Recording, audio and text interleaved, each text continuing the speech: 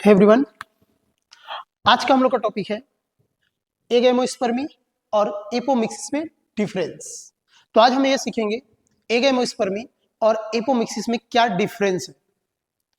अब इन दोनों को डिफरेंस समझने से पहले एक छोटा सा टॉपिक देखते हैं जो हम पहले से जानते हैं। हम पहले से जानते हैं रिप्रोडक्शन की प्रोसेस के बारे में।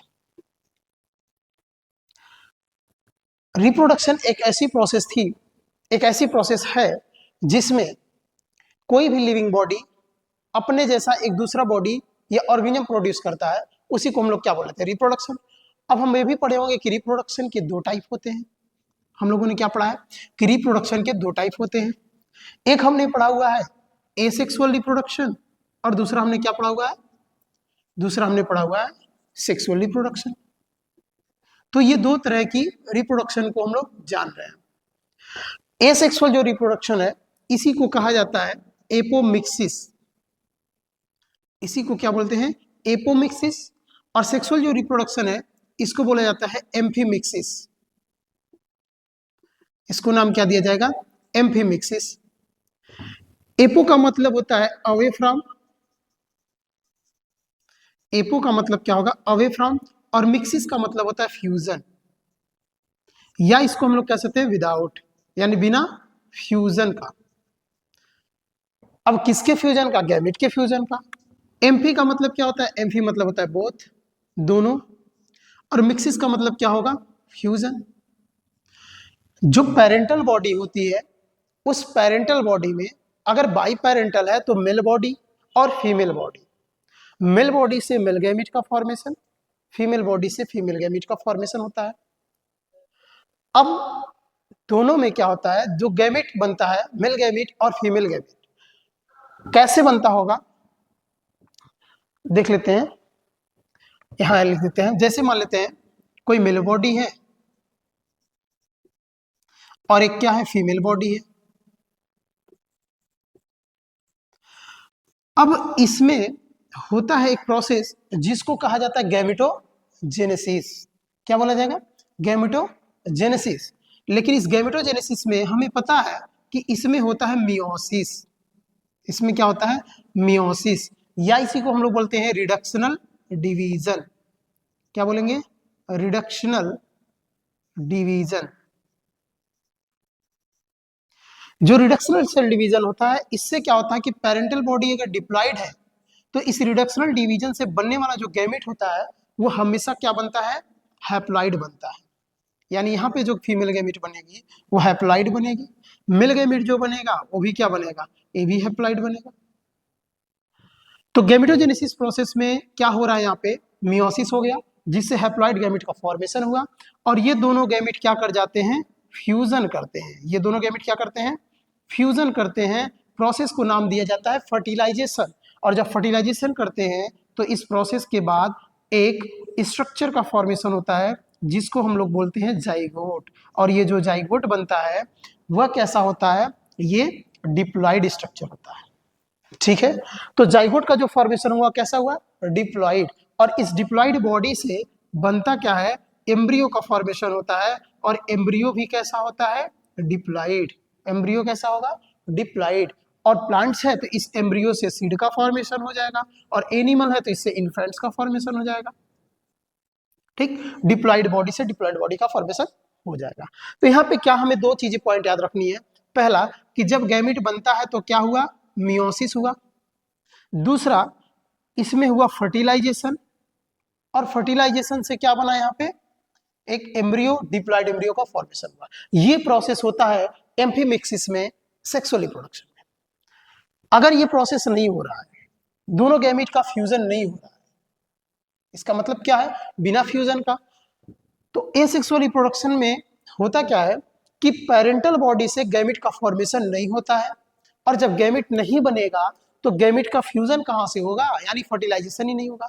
और फर्टिलाइजेशन नहीं होगा तो जो एम्ब्रियो का फॉर्मेशन हो जाएगा, अगर हो जाता है तो यहाँ पे हैप्लॉइड एम्ब्रियो का फॉर्मेशन होगा। ठीक है, या डिप्लॉयड प्लांट है तो डिप्लॉयड एम्ब्रियो का फॉर्मेशन होगा, क्योंकि ना तो मियोसिस हुआ ना तो फर्टिलाइजेशन हुआ। तो अगर यहाँ मियोसिस नहीं होता तो गैमेट भी बनेगा नहीं, या गैमेट नहीं बना तो इसी के बॉडी से direct diploid zygote, diploid zygote से एम्ब्रियो का फॉर्मेशन हो गया। ठीक है। तो इस प्रोसेस को नाम क्या दिया गया, मेन हमारा जो स्टेप है, जो पॉइंट है वो याद रखना है कि बिना गैमेट का फॉर्मेशन, बिना मियोसिस का अगर रिप्रोडक्शन होता है तो नाम दिया जाएगा एसेक्सुअल रिप्रोडक्शन। और एसेक्सुअल रिप्रोडक्शन के ही टाइप है एपोमिक्सिस, तो इसी को बोला जा रहा है, इसी का एक टाइप है एगैमोस्पर्मी। तो दोनों में क्या डिफरेंस है अब ये देख लेते हैं कि एगैमोस्पर्मी और एपोमिक्सिस में क्या डिफरेंस है। ठीक है, इतना इरेज करते हैं। अब दोनों में क्या होगा, जो एगैमोस्पर्मी है, एगैमोस्पर्मी कॉमनली पाया जाता है जिम्नोस्पर्म प्लांट में। किसमें पाया जाएगा, जिम्नोस्पर्म प्लांट में या जिम्नोस्पर्म में। और एपोमिक्सिस जो पाया जाता है ये पाया जाता है आपका एंजियोस्पर्म में, एंजियोस्पर्म प्लांट में, या इसी को कहा जाता है फ्लावरिंग प्लांट। एंजियोस्पर्म को ही क्या बोलते हैं हम लोग, फ्लावरिंग प्लांट। जो जिम्नोस्पर्म होता है या इसमें जो एगैमोस्पर्मी होता है, इसमें सीड का फॉर्मेशन तो होगा, एम्ब्रियो का फॉर्मेशन होगा, लेकिन बिना मियोसिस के, बिना फर्टिलाइजेशन के। तो यहाँ पे क्या लिखेंगे, प्रोडक्शन ऑफ एम्ब्रियो, एम्ब्रियो तो बन रहा है, production of embryo without fertilization, and meiotic division, या बोलेंगे मियोसिस। ठीक, तो यहां पे क्या हो रहा है, एम्ब्रियो का फॉर्मेशन तो हो रहा है, एम्ब्रियो का फॉर्मेशन हो रहा है, सीड का फॉर्मेशन होगा, लेकिन यहां पे किसके बिना होगा, बिना फर्टिलाइजेशन के, बिना मियोसिस के होगा। तो अगर ऐसा होता है तो बोलेंगे एगैमोस्पर्मी। अब यहाँ कह रहे हैं कि बन क्या रहा है, एम्ब्रियो तो बन रहा है, यहाँ पे एम्ब्रियो क्या हो रहा है, बन रहा है, एम्ब्रियो बन रहा है तो सीड भी बनेगा, और जब सीड बनेगा तो इसी से दूसरे नया प्लांट का डेवलपमेंट होगा। तो एगैमोस्पर्मी में एक जो सीड बनता है जिसको हम कहते हैं क्लोनल सीड, इस सीड को हम लोग नाम दे सकते हैं क्लोनल सीड। क्यों क्लोनल सीड, क्लोन का मतलब क्या होता है, फोटोकॉपी जैसा, यानी जैसा पेरेंट वैसा ऑफस्प्रिंग। तो यहाँ भी वैसे ही बनने वाला है सीड, पेरेंट सेल का सेम कैरेक्टर यहाँ आने वाला है, क्योंकि मियोसिस नहीं हुआ है, कोई भी यहाँ इवोल्यूशन नहीं हुआ है, कोई भी चेंजेस कोई यहाँ पे ऐसा नहीं हुआ है। तो यहाँ पे जो सीड बनेगा वो क्लोन होगा पेरेंट्स का, कहेंगे क्लोनल सीड, सेम पेरेंट जैसा डेवलपमेंट होगा। ठीक है, तो इस तरह का डेवलपमेंट होता है, एगैमोस्पर्मी कहा जाएगा। आगे समझ, एपोमिक्सिस एंजियोस्पर्म में पाया जाता है। एंजियोस्पर्म को हम लोग बोल रहे हैं फ्लावरिंग प्लांट। तो एंजियोस्पर्म में क्या होता है, फ्लावर का फॉर्मेशन होता है, एंजियोस्पर्म में क्या होता है, फ्लावर का फॉर्मेशन होगा।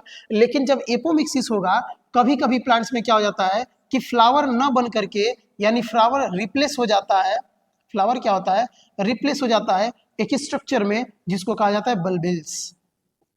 तो फ्लावर रिप्लेस हो गया बल्बिल्स में, और ये भी कैसे बना, ये भी बना बिना फर्टिलाइजेशन के, बिना मियोसिस के।